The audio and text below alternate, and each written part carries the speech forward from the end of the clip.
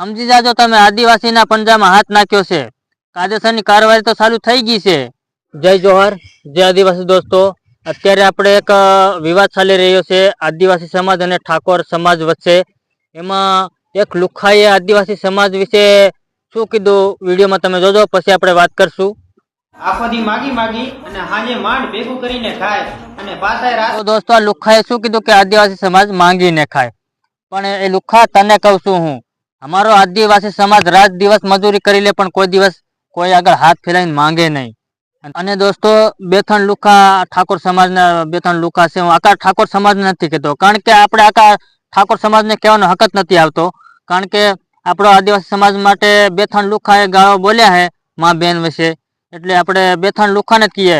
દોસ્તો ઠાકોર સમાજના વિડીયો જોતો ને તોય પણ મને મારો વિડીયો તમે જોજો, કારણ કે આપણે આખા ઠાકોર સમાજને વચ્ચે નથી લાવતા। બે ત્રણ લુખા છે ને આપણે એને જ કહીએ છીએ, કારણ કે જે એ લોકોએ ગાળો બોલ્યા છે ઇન્સ્ટાગ્રામમાં, તો એ લોકોને કાયદેસરની કાર્યવાહી કરવામાં આવશે, કારણ કે અત્યારે તો કાર્યવાહી ચાલુ છે।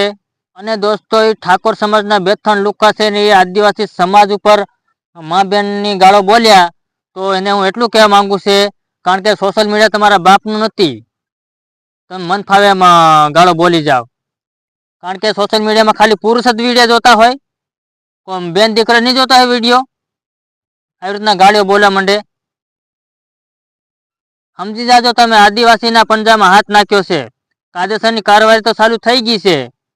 અને હું દોસ્તો આખા ઠાકોર સમાજને નથી કહેતો, હું ખાલી બે ત્રણ લુખાને જ કહું છું। આપણે આખા ઠાકોર સમાજને વચ્ચે લાવવાની કઈ જરૂર નથી, કારણ કે આખો ઠાકોર સમાજ થોડો એના જેવો હોય, બે ત્રણ લુખા દેવા હોય, એને કહેવા માંગુ છું દોસ્તો, તમે દિલ પર ના લેતા, કારણ કે આખા ઠાકોર સમાજ અમારી જેવા માણસ પણ ત્યાં હોય ને, આપણે સારા માણસ, અને આપણે ગાળો તો અમને નથી આવડતી, અમે પણ ગાળો બોલી શકીએ પણ નથી દઈએ આપણે ગાળો, લુખા જેવું થોડું આપણે થવાય। ખરેખર દોસ્તો તમે જોઈ શકો વિડીયામાં ગમે ત્યાં બેન દીકરો આપણે વિડીયો જોતો હોય ને આવી રીતનું ગાળો બોલે, આપણે વિડીયો જોવાનું મન ન થાય, ભાઈઓ આપણે જોડે બેઠો ને તો। અને આદિવાસીને શું તું કે ભીખ માંગીને ખાય, નહાર છે નહાર, ગમે ત્યાંથી મહેનત મજૂરી કરીને રોટલો ખાવું, બાકી ભીખ નહીં માંગી, તું શું સમજે। અને સહેલે ₹2 મળે ને 10% વ્યાજે લઈને ખાવું, પણ બાકી માંગીએ અમે, તું સમજે છે। ગમે ત્યાં તમારે ત્યાં ગમે ત્યાં તમે જોજો મંદિરોમાં કે બસ સ્ટેન્ડમાં તમને ભીખ માંગતા માણસ જોવા મળશે। અમારા આદિવાસી સમાજમાં આવી જાવ એ બાજુ, એકેય માણસ ભીખ ન માંગે, ત્યાં તમને જોવા ન મળે કે અમારા મંદિરે ભીખ માંગતો હોય માણસ કે બસ સ્ટેન્ડમાં।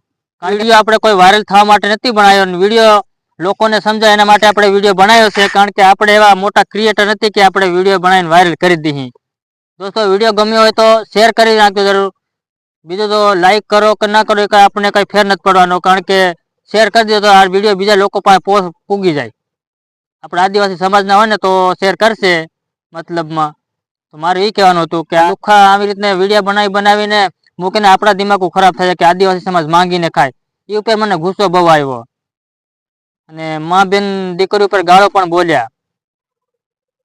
આવી રીતના આપણને ન મજા આવે વિડીયો જોતા, ભલે આપણે નાના પણ એક વિડીયો મૂકીને આપણે લોકોને કહી શકીએ કે આવી રીતે નહીં હોય, આદિવાસી સમાજ હું તું જેમ તેમ સમજે છે। તો દોસ્તો અત્યારે બસ આટલું, કારણ કે મારાથી પછી વધારે બોલાય જશે। હવે આપણે વિડીયો બસ પૂરો કરીએ, અને અત્યારે બધાને જય જોહાર, જય આદિવાસી દોસ્તો।